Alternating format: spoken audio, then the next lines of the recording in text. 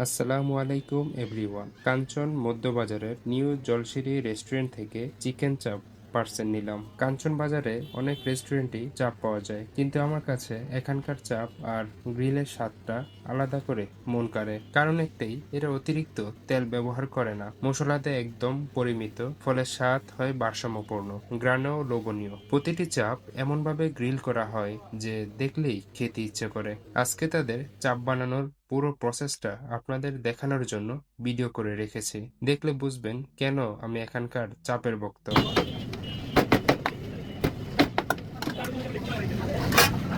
Hacemos la reclamaría por aquí.